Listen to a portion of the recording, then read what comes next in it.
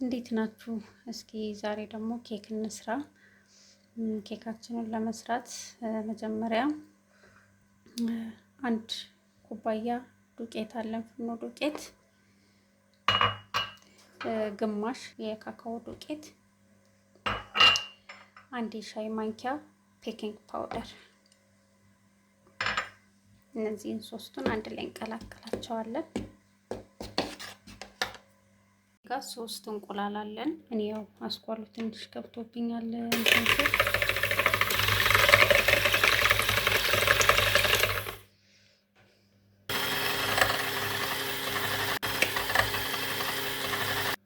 እንደዚህ በደንብ ከመታ ነው በኋላ እዚህ ጋር ግማሽ ኩባያ ስኳር አለኝ። ያው ዱቄቱን እና ካካውን በለካውበት ማለት ነው።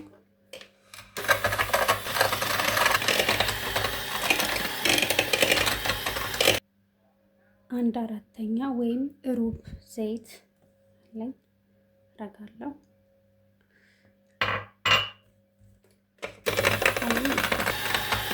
በደንብ እንመታዋለን አንድ ላይ። አንድ የሾርባ ማንኪያ ቫኒላ፣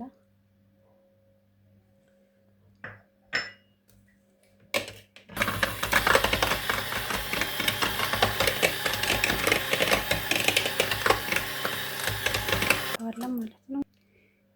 ይሄንን አድርጌ መተዋለሁ ማለት ነው።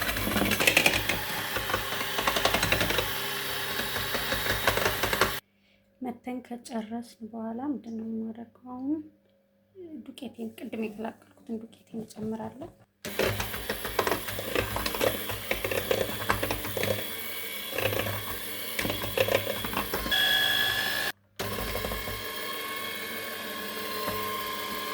እንደዚህ አይነት መልኩ አክተን ጨርሰናል። እዚህ ጋር ምን አለኝ መሰላችሁ? ቡና አለኝ። እኔ ቡና ነው አንድ የሾርባ ማንኪያ ቡና ነው ያደረኩት። ናስካፌ ካለ ናስካፌ። ይሄንን በወተት በጠብጠዋለሁኝ። ወተት ከሌለ ደግሞ በሙቅ ውሃም መበጥበጥ ይቻላል።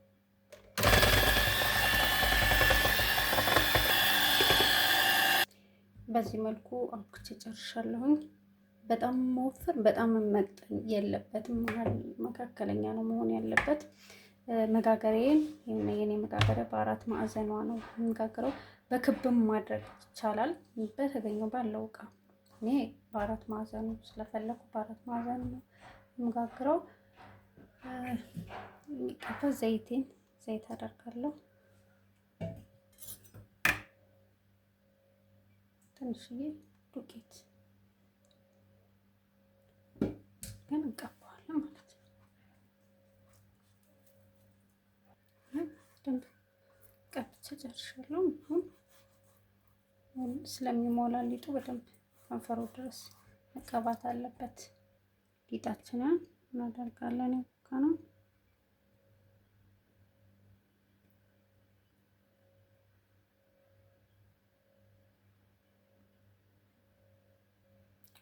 ጨርሻለሁ። እንደዚህ አስተካክለዋለሁኝ። አንዱ ቦታ ጋር ብቻ ጉብ እንዳይልብኝ እዚህ በደንብ አስተካክል አለብኝ። ኦቨኔን ለ10 ደቂቃ አሞቀዋለሁኝ። እኔ 10 ደቂቃ ሞቅ ካለልኝ በኋላ ይኸው ኬኬን ካትቻለሁኝ። እዚህ ጋር ምንድነው በ190 ዲግሪ ለ30 ደቂቃ አበስለዋለሁ ማለት ነው። ኬካችን እስከሚደርስ ድረስ ክሬማችንን እንደ ቡና ስኒ የሚሆን የገበታ ቅቤ አድርጌያለሁኝ። 2 የሾርባ ማንኪያ የካካኦ ዱቄት፣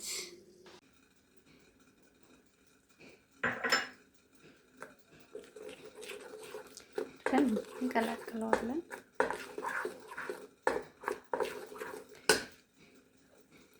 ግማሽ ኩባያ ስኳር፣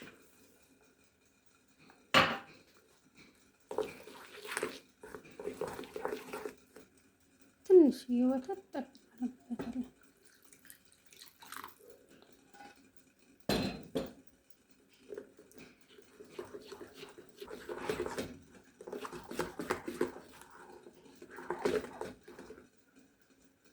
ግማሽ ኩባያ ቸኮሌት የትኛውም ቸኮሌት መሆን ይችላል። የችፕስ እነዚህ ትንንሾች ናቸው ያሉኝ። የትኛውም ቸኮሌት ማድረግ ይቻላል። ያለኝን ነው የተጠቀምኩት። በዚህ እንቀላቅለዋለን።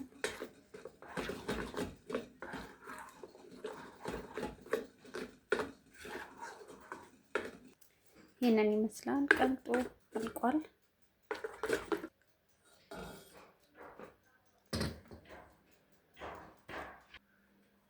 ኬካችን እንደዚህ ቆንጆ ሆኖ በስሎልናል።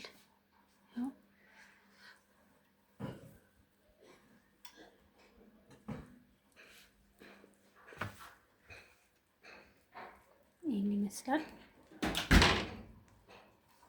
እንዲቀዘቅዝ ፍሪጅ ውስጥ ከተዋለሁ። ሲቀዘቅዝ አውጥቼ ክሬሜን እቀባለሁ ማለት ነው። እንመለሳለን። ኬካችን ከ30 ደቂቃ በኋላ ቀዝቅዞ ወጥቷል። ከፍሪጅ አውጥቼዋለሁ።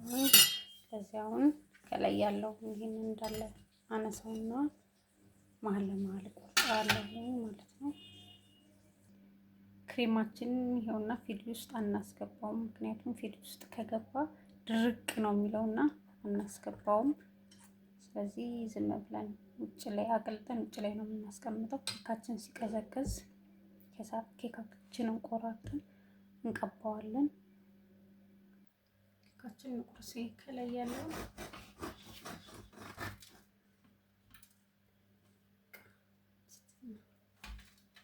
እንዲስተካከልልን ነው።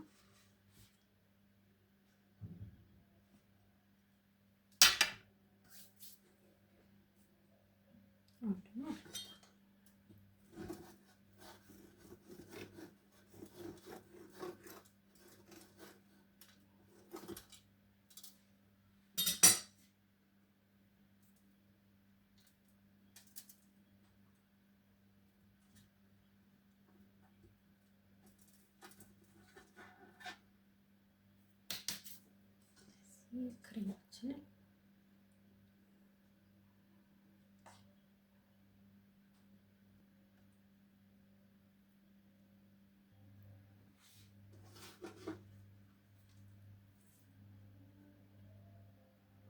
ይሄንም እንደዚህ አድርገን እንቀባለን።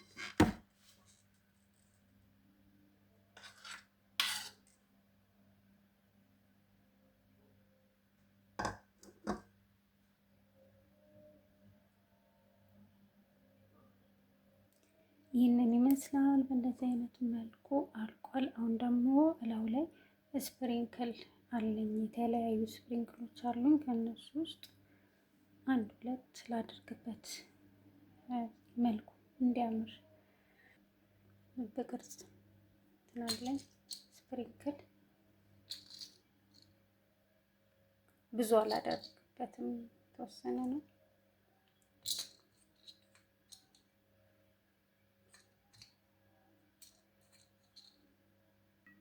የኛው ክብ ነው። ክብ ነው ወርቃማ ስፕሪንክል። ይሄ ቸኮሌት የሚመስለው ስፕሪንክል ነው።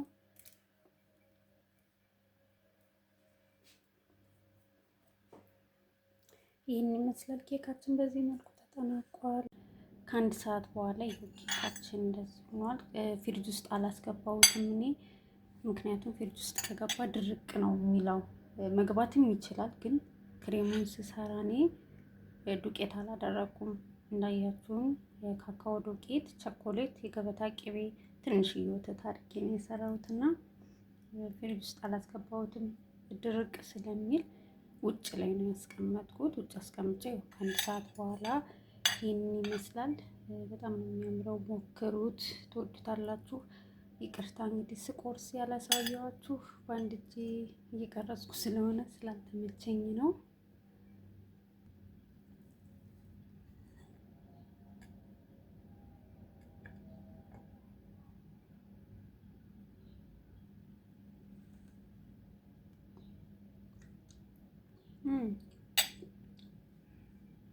ነው